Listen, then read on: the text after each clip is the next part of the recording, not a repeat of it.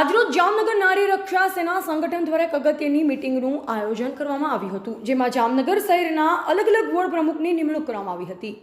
રાષ્ટ્રીય અધ્યક્ષ સેજલબેન સરવૈયા તેમજ જામનગર શહેર પ્રમુખ ઉર્મિલાબેનના માર્ગદર્શન નીચે આ મીટિંગનું આયોજન કરવામાં આવ્યું, જેમાં મહિલા સશક્તિકરણ, મહિલા જાગૃતિ, મહિલાઓના હક અધિકાર જેવા મુદ્દાઓ પર ચર્ચા કરવામાં આવી અને બહેનોને માર્ગદર્શન આપવામાં આવ્યું હતું।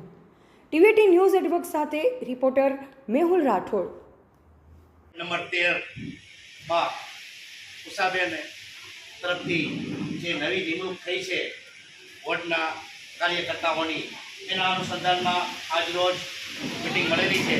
આ મિટિંગમાં આપણા આમંત્રણને માન આપીને ખાસ પધારેલા એવા આપણા પ્રદેશના સુરેશભાઈ મહેતા, એવા જ આપણા જામનગર શહેરના મહિલા અધ્યક્ષ ઉર્મિલાબેન ઉમરાણીયા, આપણા આઈટી સેલ સંભાળે છે પ્રદેશમાં એવા ચેતનભાઈ દુધરેજિયા, આપણા શહેરના એવા કાર્યકર્તા રાજેશભાઈ કાલિયા,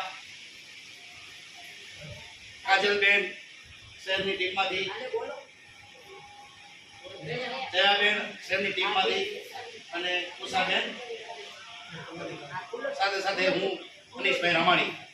તો આજ રોજ આ મિટિંગ ખાસ બોલાવવાનો હેતુ કે ઉષાબેને વોર્ડ નંબર 13 માંથી આપ સૌની નિમણૂક કરી છે, તો ટીમનો પરિચય થાય, સંગઠનના જે પરિવારના બધા સભ્યો છે એમનો પરિચય થાય, એના અનુસંધાનમાં આજરોજ મિટિંગ મળી છે। તો એ મિટિંગમાં આપ સૌ પધાર્યા, એ બધા ટીમ આપ સૌનું હાર્દિક સ્વાગત કરે છે।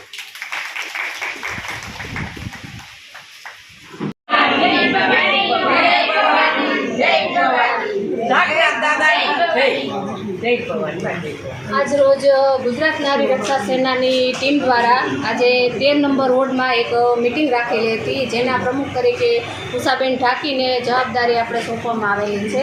તો આ ગુજરાત નારી રક્ષા સેનાની જે આપણી ટીમ છે, જે જામનગરના ખૂણે ખૂણે અત્યારે પ્રસરી રહી છે, તો આજની આ મિટિંગમાં બહેનોને જાગૃતિ લાવવા માટે બધા બહેનોને માર્ગદર્શન આપેલું છે કે બહેનોને કોઈ પણ દીકરીને કે ક્યાંય પણ કાંઈ હેલ્પની જરૂર હોય તો અમારી નારી રક્ષા સેનાની ટીમ છે તે જામનગરમાં તત્પર ઊભી રહેશે અને હરેક બેન દીકરીની રક્ષા માટે તત્પર ઊભી રહેશે। જય ભવાની।